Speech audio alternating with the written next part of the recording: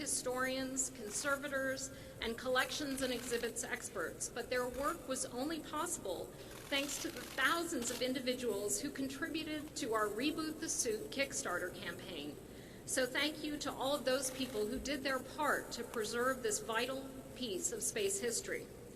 The complexity of the suit ensured it could support human life in the harshest of environments. Extreme heat and cold, radiation, micrometeorites, and the threat of cuts from sharp rocks all had to be taken into consideration. As our curators note, these spacesuits were actually single-person spacecraft. But while they were designed to endure the punishment of a lunar walk, they weren't designed to last half a century on display. We're happy that the work we've done will extend the life of the suit and ensures that generations to come can be inspired by it. And equally as important, we want to inspire visitors through the stories of men and women who have worn all the spacesuits in our collection. Neil Armstrong's commitment to the mission, his tenacity, perseverance, and incredibly calm demeanor were just what you wanted in someone piloting an odd-looking craft like the one behind me to the surface of the moon for the first time. His humility about the accomplishment was reflected in the plaque on the lunar module, which read, "We came in peace for all mankind." All three Apollo 11 astronauts understood the importance of the journey they were embarking on and the significance that would surround the items from the mission. This is clear in the design of the mission patch, which was led by the crew. They decided against adding their names, as prior missions had done. As Command Module pilot Michael Collins, who designed the final patch, explained, it was in recognition of the teamwork behind Apollo. I can't wait to share the awe-inspiring symbol of teamwork that is Neil's suit with our visitors, and I hope that people will join us this week here in the museum and on the mall as we come together to celebrate the honor of the legacy of Apollo and look to the great achievements to come. It is now my pleasure to introduce the person who is tasked with making those next steps in space exploration a reality. Please join me in welcoming NASA Administrator Jim Bridenstine. Jim.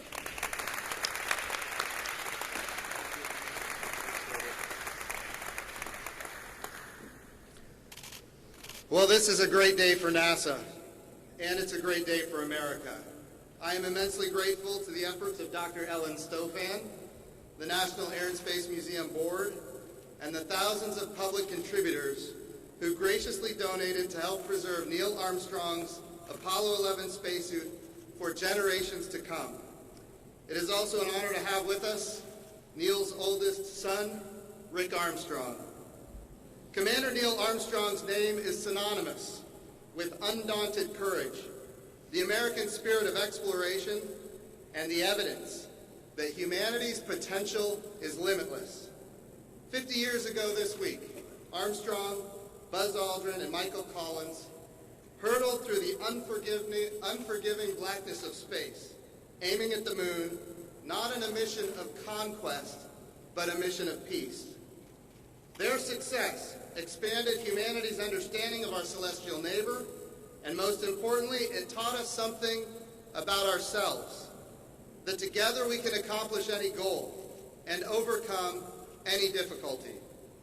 Among Armstrong's personal effects aboard Apollo 11 were pieces of the Wright brothers' Flyer, the wooden and fabric aircraft that succeeded in making humanity's first powered flight some 66 years earlier.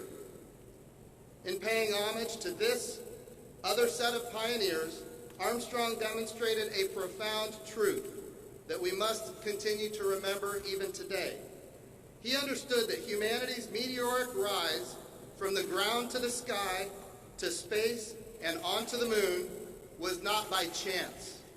It was, in fact, by choice. A choice to boldly push the limits of science and technology. A choice to further discover the Almighty's creations and use our newfound knowledge to elevate the human condition. Ultimately, Armstrong knew that space exploration was a matter of choosing greatness every day, no matter the risk, no matter the danger. The 1960s had leaders in the White House whose vision of American space exploration enabled the historic success of the Apollo program.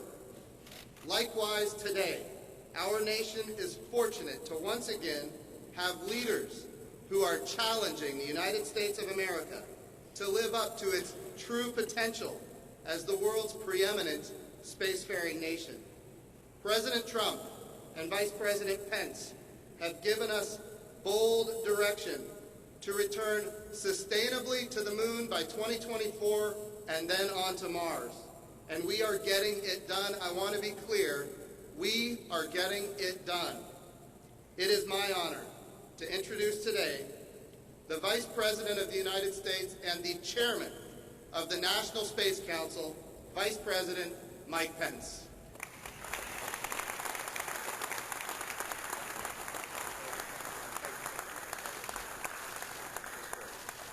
That's great. Thank you, Administrator Jim Bridenstine. Thank you for your great leadership at NASA.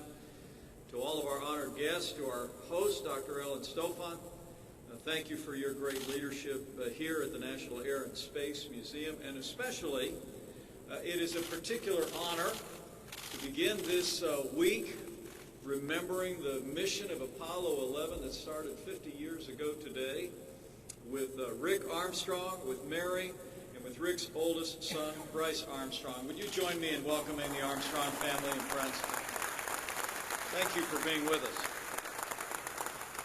It is an honor to be here at the National Air and Space Museum to unveil one of the most important artifacts of what President Kennedy called, correctly, the most hazardous and dangerous and greatest adventure upon which mankind has ever embarked.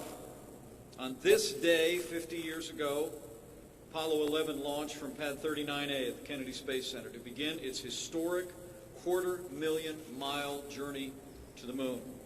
Just 3 days later, Mission Commander Neil Armstrong would wear the spacesuit that we will unveil in just a few moments when he took that one giant leap for mankind.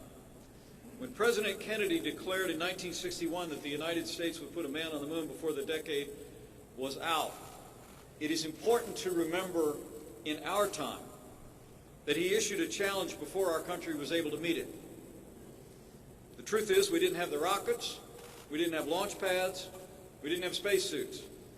We not only didn't have what we needed, we didn't know what we needed. The risks were great. The odds were long. And they were so long that some even feared that if we could make it to the moon, we might not be able to make it back. It took engineers, manufacturers, and technicians more than 10 years to design the 21 layers of fabric, rubber, metal, and fiberglass that just are encased in this spacesuit that you will see unveiled today. But I expect it is moving for his family and for every American to remember the dangers and the risks at the time that this spacesuit simply may have been the very last thing that Neil Armstrong ever wore. In fact, there was a time, and during that time, that scientists speculated whether when a lunar module like this one behind me landed on the moon, whether it would be able to lift off again. The risks were so real that history records that President Nixon had a speech prepared prior to the landing in the event that the mission failed. But of course it didn't fail. After all, with 400,000 men and women behind the mission of NASA, with the hearts and the prayers of the American people, how could it have failed? Instead, as the President said to Neil and Buzz, shortly after they were saluting an American flag planted on the surface of the moon, in these words he spoke, "For every American, this is the proudest day of our lives." He said to them from the earth to the moon, "Because of what you've done, the heavens have become a part of man's world. And for one priceless moment, the whole history of man, all the people on earth are truly one. One in their pride for what you've done, one in our prayers you return safely to the earth." I remember that day. And as I speak to Americans younger than me, it is,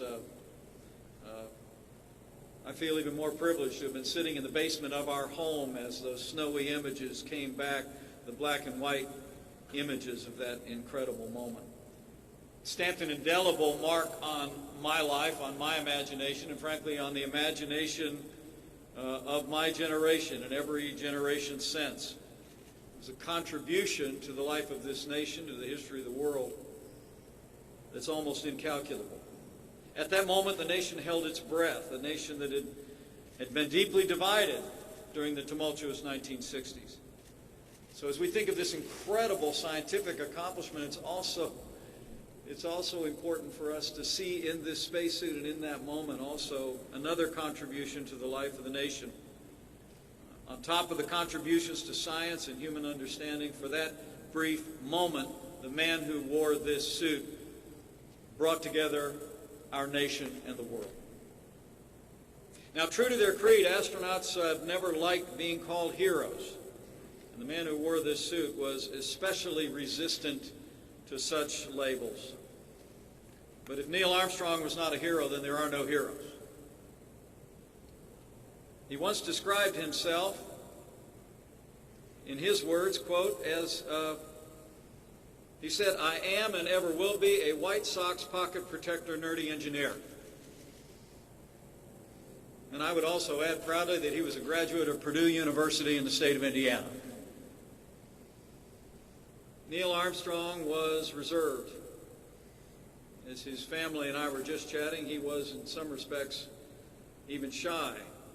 That was how it struck me on the few occasions I had the great privilege to speak with him. In fact, I just told Rick that my young daughter Charlotte and I had the privilege of watching one of the last space shuttle launches with Neil Armstrong, and I was struck by his humility and his modesty and how quickly he deferred whatever he had accomplished to the literally hundreds of thousands of men and women and engineers who made it possible for him to be there and to come home safe. But among his colleagues, it's important to remember on this day when we unveil this historic spacesuit that Neil Armstrong was called the Ice Commander. Generations who enjoy this display, I think, would do well to remember the strength of character and courage of this man. Just months before Apollo 11, Armstrong lost control of an ungainly training contrivance designed to help astronauts train for the moon landing, and history records that he ejected just 3 seconds before it crashed to the ground and exploded in a ball of fire.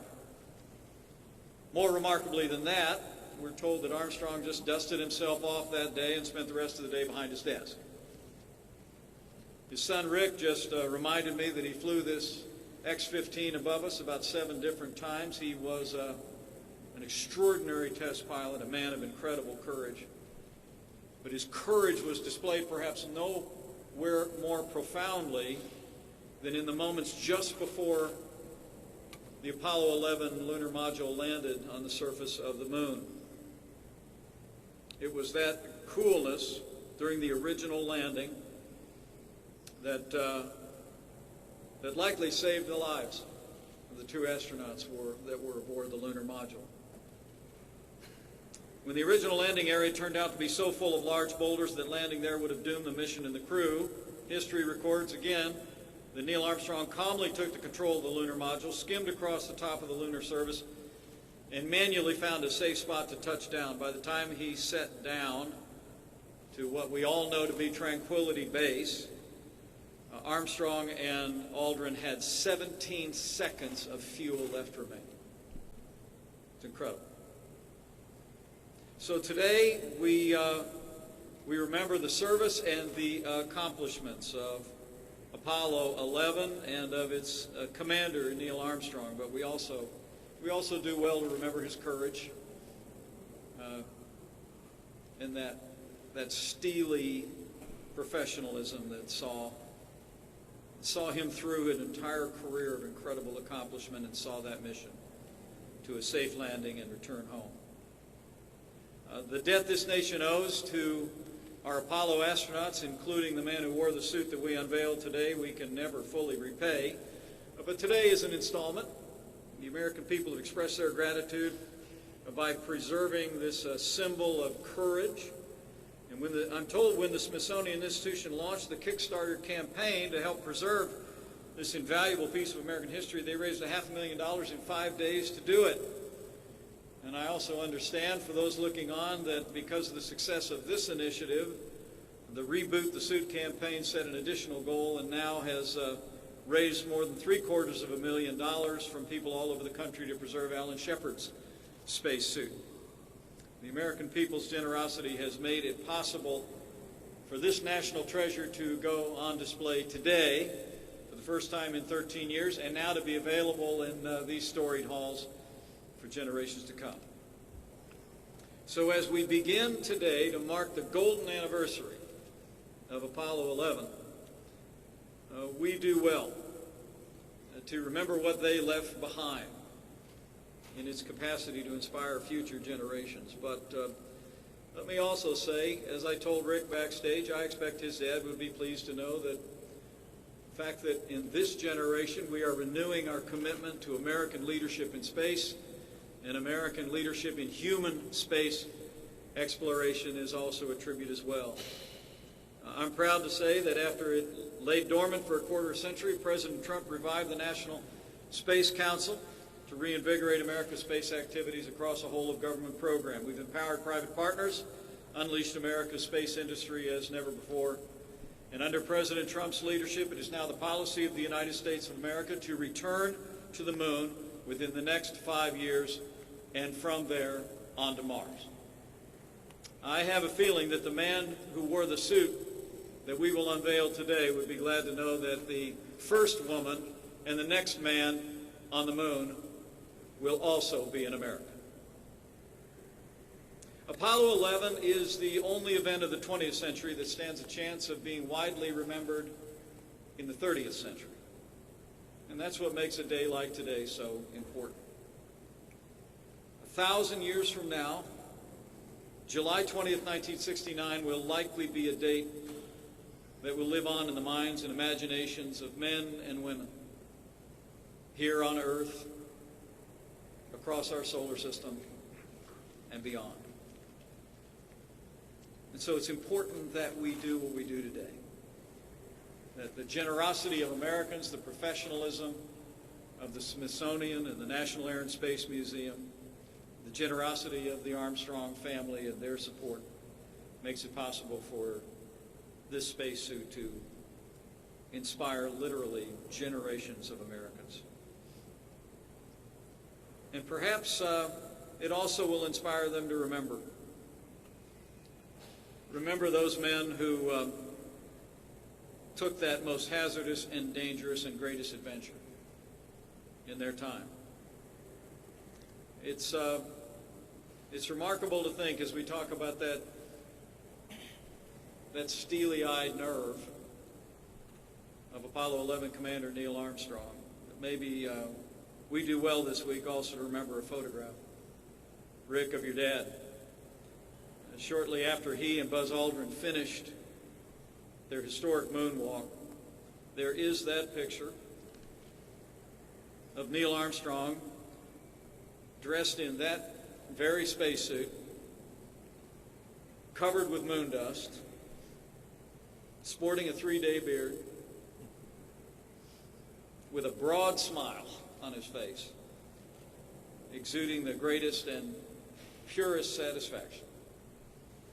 The ice commander shed his demeanor for a minute and expressed from his heart what people all over the world were feeling in that moment. So thank you again to Dr. Ellen Stofan and the great stewards here at the National Air and Space Museum. Thank you for preserving this great national treasure. May it inspire future heroes who walk these hallways in their youth. May God bless the memory and legacy of Apollo 11 Commander Neil Armstrong. And may God continue to bless the United States of America. Thank you.